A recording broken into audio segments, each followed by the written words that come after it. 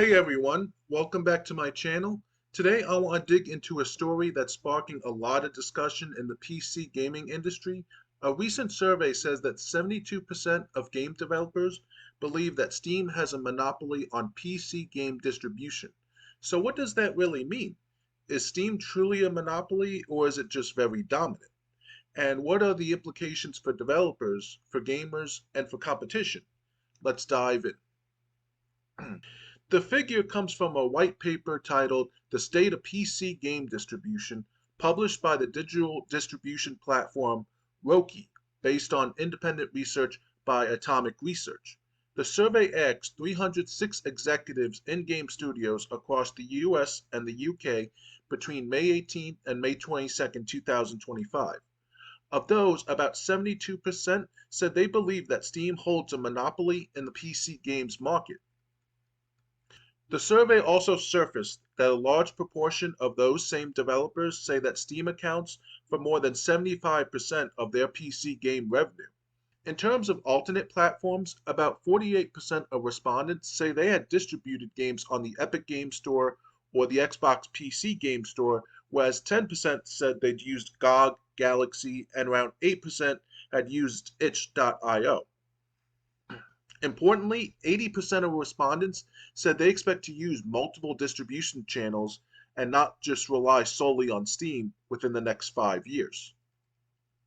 So, what the data suggests is many developers feel reliant on Steam, many are getting the bulk of their PC revenue from Steam, and many feel that Steam's dominance is so great as to amount to a monopoly in their view. Let's look at the reasons why this claim seems plausible. First, market share dominance and network effects. Steam has been the dominant PC distribution channel for years. Reports suggest that Steam handles a very large proportion of PC game sales globally. That kind of dominance gives Steam enormous bargaining power and influence. Given that many developers are dependent on Steam, it gives Steam leverage in negotiations and setting terms and being the gate to success. Second, ecosystem locks in. Once a game is on Steam, players tend to stay in the Steam ecosystem. They buy multiple games on Steam, build a library, use Steam features like achievements, cloud saves, community hubs, and workshop mods. For a player choosing another platform, the incentive to go elsewhere may be weak because the Steam library is already large, the friends list is there, and so on. That means developers feel like they must be on Steam to reach an audience, else risk being ignored. Third, barriers for meaningful competition. While other stores exist, none have yet matched Steam's combination of user base size, discoverability tools, community features, trust, and maturity. When alternatives attempt to compete, the network effects and the incumbency advantage makes it hard.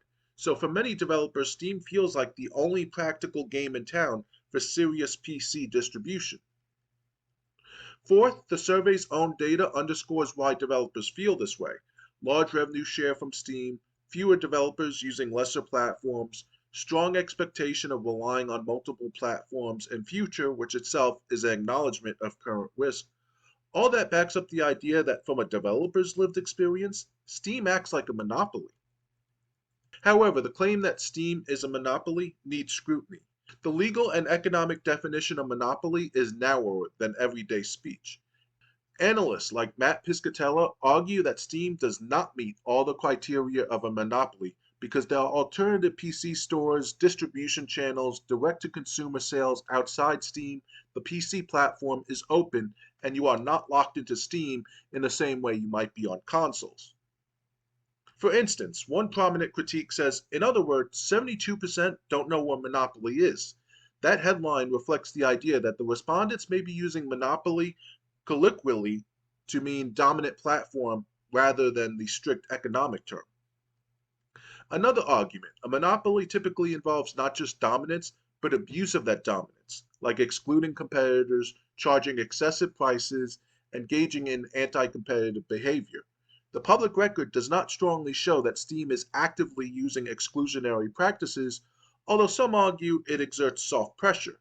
For example, Steam doesn't require exclusivity. Developers often release elsewhere, and the PC platform still allows entirely independent distribution outside launchers.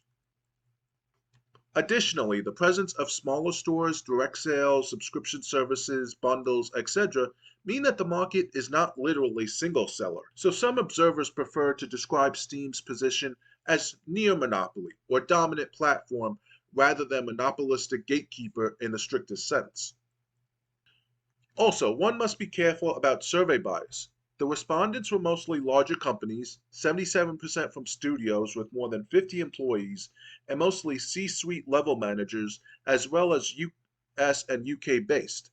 So the sample might skew towards firms who are highly dependent on Steam and less diversified, which could color the perception of how monopolistic Steam is in the broader global media ecosystem.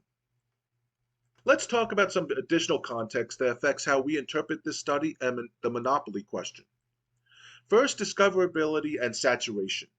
Even if Steam is dominant, one of the big problems developers face is not just distribution, but being seen. Thousands of games launch every year.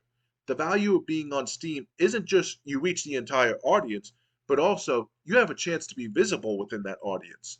That alone drives a lot of concentration around Steam. The study notes the challenge of discoverability on PC and how many devs fear being lost in the noise.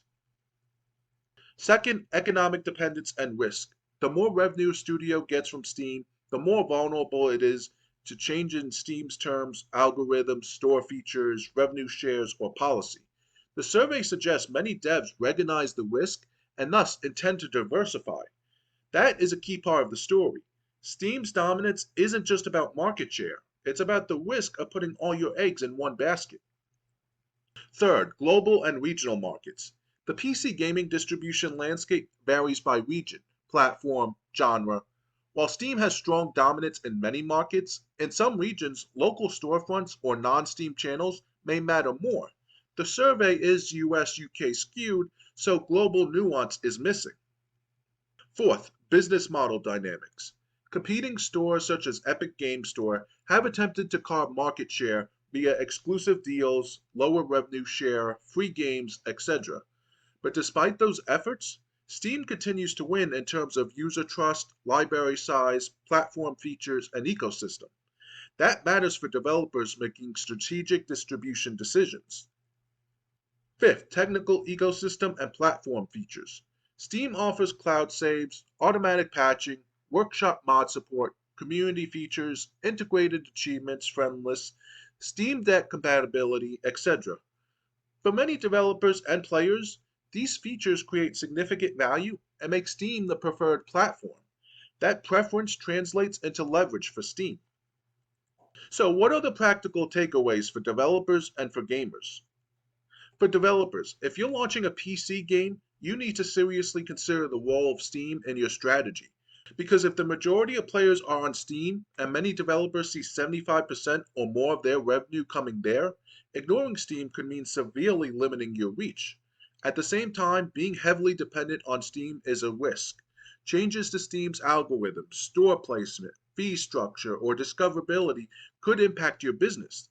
The study shows that 80% of developers plan to diversify, which signals the industry recognizes this risk. So building a multi-channel distribution strategy, meaning Steam and at least one other alternate platform, plus direct sales, seems prudent. For gamers, the fact that Steam is so dominant means you get plenty of benefits. Huge catalogs, frequent sales, familiar UI, integrated community feature. But a dominant platform also means the risk of less competition, fewer incentives for radical innovation, fewer alternatives for consumers, less pressure on the platform to reduce fees or improve terms. If Steam truly has market power, there is a chance that developers may face higher costs or be locked into terms which could eventually affect game pricing or availability. So diversification and distribution could benefit gamers too. For the industry at large, competition matters. A dynamic ecosystem with a few strong players but not one unassailable gatekeeper is healthier in the long term. The survey serves as a reminder that while Steam dominance is clear, many developers feel constrained by it. That signal could influence future regulation, partnership, store design, and developer behavior. Bringing everything together, the survey shows a strong sentiment among developers. The majority believe Steam operates like a monopoly. The data backs up that perception. Large revenue shares, high dependency, fewer meaningful alternatives. On the flip side, when you examine legal and economic definitions of monopoly, Steam doesn't check every box. There are competitors, the PC platform is open, and the market isn't strictly single seller. Therefore, my conclusion is that Steam could be described as a near monopoly or de facto dominant platform in PC game distribution rather than a textbook monopoly. It has enormous market power, developers feel constrained, and its dominance drives much of the industry's distribution behavior. But calling it a full monopoly suggests a level of lock in, exclusion, or abuse that we don't fully have proof of, at least publicly.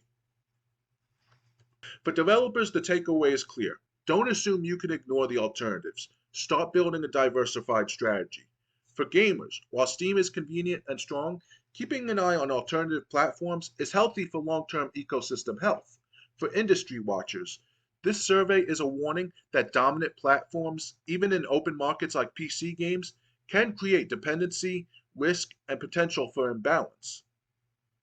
Thanks for watching. What do you think? Does Steam have monopoly power, or is it just the best, most trusted platform? Are you a developer veteran or indie dev? How do you feel about your distribution options? Drop your thoughts in the comments below. If you enjoyed this video, hit like, subscribe, and ring that bell so you don't miss our next deep dive into PC gaming industry trends. Until next time, game on.